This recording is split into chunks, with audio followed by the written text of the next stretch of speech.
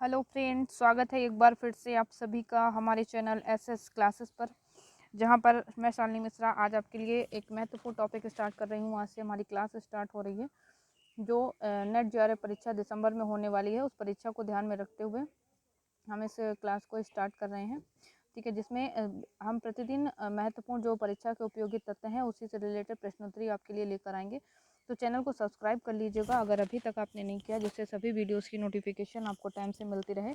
और हमारा नया बैच प्रारंभ हो चुका है TGT PGT net JRF assistant professor के लिए। बहुत सारे लोगों ने इनरोल भी किया है।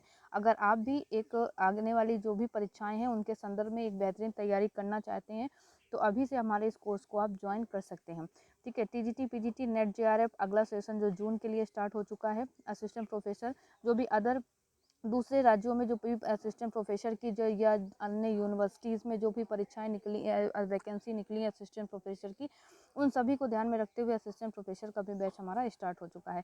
तो इन सभी को ज्वाइन करने के लिए हमें आप इस नंबर पर व्हाट्सअप कर सकते हैं 9559219944 पर आप मुझे व्हाट्सअप कर सकते हैं, कॉल कर सकते हैं, ठीक है। तो और हमारी पुस्तक जो थी संपूर्ण हिंदी साहित्य अभ्यास पुस्तिका, इसको अमेजॉन से लेना चाहें अगर आप तो इसका डिस्क्रिप्शन में आपको लिंक मिल जाएगा। इस पुस्तक में आपको सभी परीक्षा उपयोगी महत्वपूर्ण प्रश्नोत्तरी यूनिट वाइज नेट जेआरएफ परीक्षा, असिस्टेंट प्रोफेसर परीक्षा, सभी परीक्षाओं के को ध्यान में रखते हुए प्रश्नोत्तरी बनाई गई है। तो जरूर लीजिए इस पुस्तक को। और आप में ये टीजीटी पीजीटी और नेट जेआरएफ के जो भी अभ्यर्थी हैं अगर वो हमारे साथ जुड़ते हैं तो हम अपने हमारे लिए अभी जो शुरुआती जो भी अगर लोग हमारे साथ जुड़ेंगे तो उनके लिए हमारी ये पुस्तक उनको एक उनके लिए एक उपहार के स्वरूप में दी जाएगी। यानी उसी कोर्स में आपको जो हमारा कोर्स होगा उसी फीस में आपको ये हमारी पुस्तक भी आपको मिलेगी। तो अगर ज्वाइन करना चाहते हैं तो ज़रूर ज्वाइन कीजिएगा, ठीक है। चलते हैं प्रश्नोत्तरी की तरफ जो आज हमने यहाँ पर ली है। हिंदी की अन्य गद्य विधाएं जो नेट जेआरएफ के पाठ्यक्रम से संबंधित हैं, उन्हीं से रिलेटेड कुछ 30 प्रश्न हम आपके लिए लेकर आए हैं। तो चलते हैं, देखते हैं। तो पहला क्वेश्चन हमने आपने लिया है, हमारे जो भी ये प्रश्नोत्तरी है बुक से ही संबंधित है, ठीक है। जो महत्वपूर्ण फैक्ट और हमारा ऐप भी अगर आप डाउनलोड करना चाहें तो अगर आप बुक के बजाय ऐप फ्री में प्रैक्टिस करना चाहते हैं तो ऐप डाउनलोड कर सकते हैं, जिसका लिंक भी आपको डिस्क्रिप्शन में मिल जाएगा। वहाँ पर आपको भी सभी यूनिट वाइज प्रश्नोत्तरी मिलेगी, ठीक है। तो पहला प्रश्न है कि इनमें से असत्य क्या है। असत्य क्या है? तीन निगाहों की एक तस्वीर 1963, मैं हार गई 1957, आपका बंटी 1971, महाभोज 1979। मन्नू भंडारी जी की रचना, इनमें से कौन सा संगत है? अभी हाल ही में मन्नू भंडारी का 2 दिन पहले निधन हुआ है। हिंदी की एक सशक्त लेखिका के तौर पे जानी जाती हैं, तो उनके संदर्भ में असंगत क्या है? तो सही आंसर क्या होगा? वीडियो पॉज करके आप भी इसका कीजिएगा, उसके बाद सही आंसर आप भी कमेंट करके बताइएगा हमारे कितने आंसर सही होते हैं। तो सही आंसर क्या हो जाएगा? 9 का बी हो जाएगा, ठीक है। तीन निगाहों की एक तस्वीर 1963, ये आंसर इसका गलत है, ठीक है। अगले क्वेश्चन पर आते हैं। मन्नू भंडारी की कहानी नहीं है। मन्नू भंडारी की कहानी नहीं है तो आंखों देखा झूठ, मैं हार गई, यही सच है, त्रिशुंग, एक प्लेट सैलाब। तो इसका सी हो जाएगा, यानी कि ये सभी जो हैं रचनाएं वो क्या है? मन्नू भंडारी की ही रचनाएं हैं, मन्नू भंडारी की ही कहानियां हैं, ठीक है। अगले क्वेश्चन पे चलते हैं कि मन्नू भंडारी जी का जन्म कब हुआ था, ठीक है। क्योंकि अभी हाल ही में इनका निधन हुआ तो उनके बारे में फैक्ट जानना भी जरूरी है। मन्नू भंडारी जी का जन्म कब हुआ था? 7 जून 1935। तो ए बी सी जो भी ऑप्शन है इसके हिसाब से सही आंसर क्या हो जाएगा? 3 अप्रैल 1931 को भानपुरा मध्य प्रदेश में मन्नू जी का जन्म हुआ था। मन्नू जी के बचपन का नाम क्या था? कमेंट करके जरूर बताइएगा, ठीक है। अगले प्रश्न की तरफ चलते हैं। मन्नू जी की जो रचना थी एक कहानी ये भी पर मन्नू जी को कौन सा सम्मान मिला था? व्यास सम्मान, भारत भारती सम्मान, बिहारी पुरस्कार, साहित्य अकादमी पुरस्कार या सरस्वती सम्मान।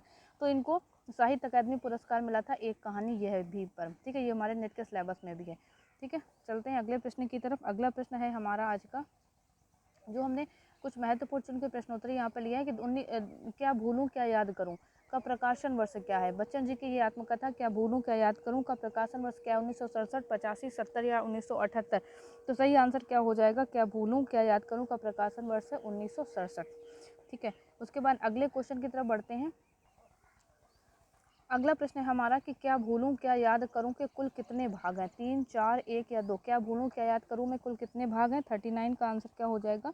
बी, यानी 4 भाग हैं, ठीक है। क्या भूलूं क्या याद करूं में कुल 4 भाग हैं, ठीक है। अगले प्रश्न पे आते हैं। अगला प्रश्न हमारा कहता है कि यह हिंदी की आत्मकथा साहित्य की चरम परिणति है। क्या भूलूं क्या याद करूं के संदर्भ में उक्त कथन किसका है? शिवमंगल सिंह सुमन का, नरेंद्र शर्मा का, आचार्य प्रसाद द्विवेदी का, धर्मवीर भारती का। तो इसका आंसर क्या हो जाएगा बी। नरेंद्र शर्मा का यह कथन है कि यह हिंदी की आत्मकथा साहित्य की चरम परिणति है, यानी क्या भूलूं क्या याद करूं के संदर्भ में ये उनका कथन है नरेंद्र शर्मा जी का। ठीक है, अगले क्वेश्चन पे आते हैं। अगला क्वेश्चन हमारे आत्महुदरी का प्रकाशन वर्ष क्या है। आप हुदरी का प्रकाशन वर्ष क्या है, तो आप हुदरी का प्रकाशन हुआ 2015 में। ठीक है, अगले प्रश्न पे आते हैं हम लोग। इसका नेक्स्ट क्वेश्चन है आप हुदरी शब्द का अर्थ क्या है। आप हुदरी शब्द का अर्थ क्या है। जो दूसरों के इशारे पर चलती हो, जो अपनी मर्जी से जीवन जीती हो, जो डर डर कर जीती हो, जो सबके साथ मिलकर चलती हो। तो आप हुदरी का अर्थ क्या हुआ, 57 का आंसर क्या हो जाएगा, जो अपनी मर्जी से जीती हो। ठीक है, वो आप हुदरी का मतलब होता है अपनी मर्जी से जीती हो। और आप हुदरी किस भाषा का शब्द है, जरूर कमेंट करके हमें बताइएगा। ठीक है, अगले प्रश्न पे आते हैं कि मुझे नहीं चाहिए। क्वेश्चन नंबर 60 कहता है मुझे नहीं चाहिए अच्छे घर के रिवाज, मैं नहीं बनूंगी अच्छे घर की लड़की, सब पुरानी बात है, मैं अपनी ही रिवाज चलाऊंगी। किसका कथन है ये, रमणिका की मौसी का, रमणिका की बहन का, रमणिका जी का ही या उनकी दादी का। तो किसका आंसर हो जाएगा, तो ये खुद रमणिका जी का ये कथन आता है उनकी आत्मकथा जब आप पढ़ेंगे कि मुझे वो उनको नहीं पसंद होता है घर में रीत रिवाज जो मनाए जाते हैं, लड़कियों को सर पे यानी पल्लू रखने का जो रिवाज होता है, ये सब उनको कहते हैं उन्हें कुछ नहीं अच्छा लगता, कहते हैं ये सब पुरानी बातें, मैं अपनी रिवाज चलाऊंगी, इसलिए वो कथन यहाँ पर ये आता है। ठीक है, अगले प्रश्न पे आते हैं। तो अगला प्रश्न कहता है हमारा कि भारतीय साहित्य में इतना बोल्ड व बिंदास लेखन नहीं देखा। रमणिका गुप्ता ने जिस साफगोई से अपने जीवन को देखा और स्वीकारा वह हर लड़की के लिए प्रेरणा है, उसे जीवन में आगे बढ़ना है। किसका कथन है ये, राजेंद्र यादव का, महेश भारद्वाज का, राजकमल चौधरी का या राजेंद्र अवस्थी का। तो सही आंसर क्या हो जाएगा, महेश भारद्वाज जी इसके विषय में ये कथन कहते हैं। ठीक है, अगले क्वेश्चन पे आते हैं हम लोग। हिंदी की अन्य गद्य विधाओं की पे हम प्रश्नोत्तरी कर रहे हैं। तो अगली जो गद्य विधा पे रचना जोड़ी गई है, अरे यायावर रहे गया। कितने यात्रा वृतांत, इसमें कितने यात्रा वृतांत हैं अरे यायावर रहेगा याद में। तो 6, 7, 8 या 5, तो इसमें कितने हैं 8 यात्रा वृतांत हैं। ठीक है, अगला हमारा क्वेश्चन है इसी से रिलेटेड, अगले टॉपिक पर अगले क्वेश्चन पे आते हैं। अगला क्वेश्चन कहता है आवारा मसीहा लिखने में विष्णु प्रभाकर को कितना समय लगा। जस्ट बिल्कुल यही क्वेश्चन जो हमारी ये बुक में भी दिया हुआ है, असिस्टेंट प्रोफेसर परीक्षा उत्तर प्रदेश में ये क्वेश्चन आया हुआ था कि आवारा मसीहा लिखने में विष्णु प्रभाकर को कितना समय लगा, 12 वर्ष, 14 वर्ष, 10 वर्ष या 15 वर्ष। तो कितना समय लगा, 14 वर्ष। इसको याद कर सकते हो आप इस तरह से, राम को 14 वर्ष का वनवास हुआ था और उसी आधार पर आप याद कर सकते हो इनको आवारा मसीहा लिखने में भी उन्हें 14 वर्ष का समय लगा। ठीक है, अगला क्वेश्चन आता है दिशाहारा में किसका वर्णन आता है। दिशाहारा ये जो इसी का जीवनी का एक भाग है, दिशाहारा में किसका वर्णन होता है, रंगून से वापस स्वदेश लौटने का वर्णन, रंगून जाने से पूर्व का वर्णन या रंगून के जीवन का वर्णन। तो लेखक किसका वर्णन करते हैं, तो इसका सही आंसर हो जाएगा रंगून जाने से पूर्व का वर्णन कवि दिशाहारा नाम के शीर्षक में करते हैं आवारा मसीहा में। ठीक है, अगले क्वेश्चन पे आते हैं कि विष्णु प्रभाकर की इनमें से कौन सी रचना आत्मकथा नहीं है। आवारा मसीहा 1974, पंखहीन 2004, मुक्त गगन 2004 और पंछी उड़ गया। तो आप सभी जानते हैं आवारा मसीहा क्या है, जीवनी है, और ये पंखहीन, मुक्त गगन और पंछी उड़ गया ये क्या है, इनकी आत्मकथा है। ठीक है, नेक्स्ट क्वेश्चन पे आते हैं। निम्न में से कौन सा पर्व आवारा मसीहा में नहीं है, कौन सा पर्व आवारा मसीहा में नहीं है, दिशाहारा, दिशा काल, दिशांत या दिशा की खोज। तो ये इसमें क्या है, दिशा काल, जो दिशा काल है वो इसके शीर्षक में नहीं आता, इसका भाग नहीं है। दिशाहारा 18 उपशीर्षकों में बटा है, दिशांत 30 उपशीर्षकों में है और दिशा की खोज 18 उपशीर्षकों। दिशा काल नाम का कोई अध्याय इसमें नहीं आता, तो बी आंसर इसका सही हो जाएगा। ठीक है, अगले प्रश्न पे आते हैं। अगला प्रश्न हमारा जो है वो ठकुरी बाबा जो रेखा चित्र लिया गया है महादेव वर्मा का, उसी से है। ठकुरी बाबा की बेटी का क्या नाम होता है, बेला, मीना, रेखा या गीता। तो ठकुरी बाबा की बेटी का नाम होता है बेला।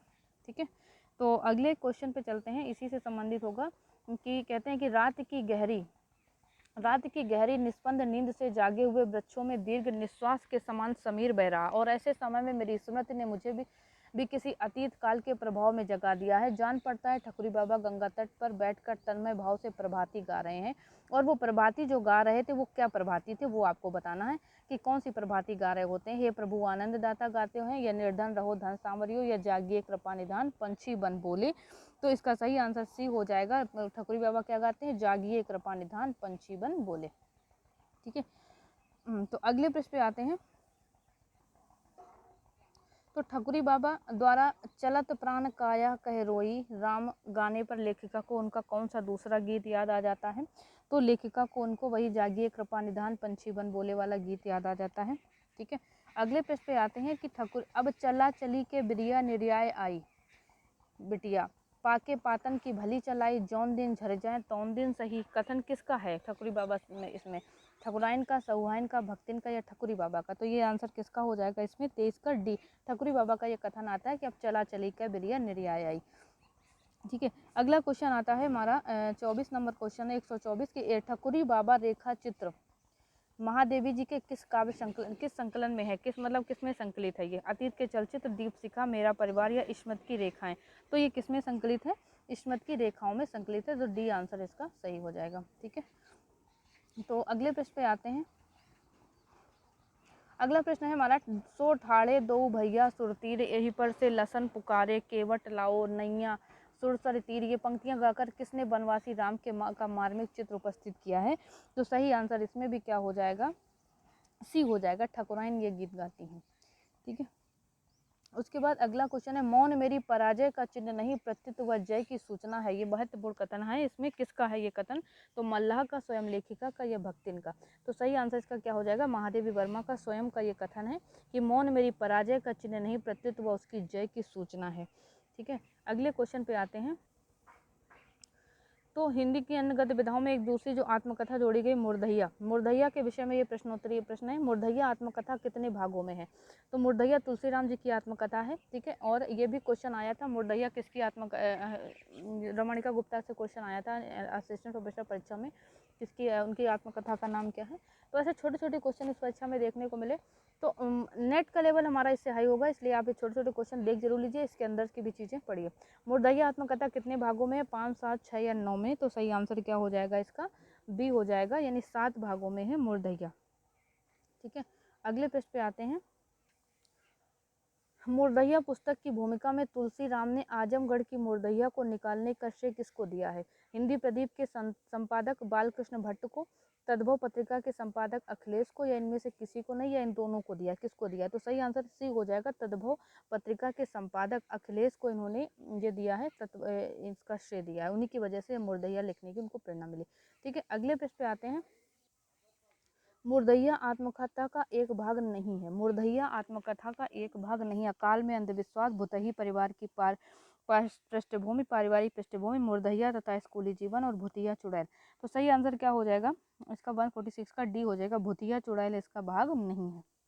ठीक है, उसके बाद अगला क्वेश्चन है इसमें मेरा दर्द है, मेरे समाज का दर्द है, मेरा पूरा जीवन ही मुर्दहिया है। उपरोक्त कथन किसका है? देवराज का है, तुलसीराम का है, सरकार का है, जजमान का है? तो सही आंसर किसका हो जाएगा? ये तुलसीराम का कथन आता है। इसमें मेरा दर्द है, मेरा समाज का दर्द है, मेरा पूरा जीवन ही मुर्दहिया है, लेखक इसमें कहते हैं। ठीक है, अगला क्वेश्चन है लेखक ने धर्मपुर गांव की बहुउद्देशीय कर्मस्थली किसको कहा? ये भी मुर्दहिया से क्वेश्चन है। धर्मपुर गांव की बहुउद्देशीय कर्मस्थली किसको कहा? प्रतापगढ़ को कहा, मुर्दहिया को कहा, आजमगढ़ को कहा, या इनमें से सभी को कहा? तो किसको कहा? मुर्दहिया को लेखक ने कहा था। ठीक है, अगला क्वेश्चन है हमारा कि लोग माटी की मूर्तें बनाकर सोने के भाव बेचते हैं, पर बेनीपुरी जी ने सोने की मूर्तें माटी के भाव बेच रहे हैं, किसने कहा? मैथिली शरण गुप्त ने, आचार्य रामचंद्र शुक्ल ने, नगेंद्र ने, या जयशंकर प्रसाद ने? तो इसका जो सही आंसर हो जाएगा वो मैथिली शरण गुप्त ने ये चीज़ कही थी। ठीक है, ये कथन ध्यान रखिएगा। अंतिम क्वेश्चन हमारा आज के इस क्लास, तो आज का हमारा अंतिम क्वेश्चन कहता है कि माटी की मूर्तें रेखा चित्र संग्रह में कितने रेखा चित्र हैं? ठीक है, माटी की मूर्ति रेखा चित्र में 10, 14, 15 या 12 कितने रेखा चित्र संग्रहित है? सही आंसर हो जाएगा 12। ठीक है, 12 रेखा चित्र संग्रहित है। ठीक है, तो ये थी हमारी आज की क्लास।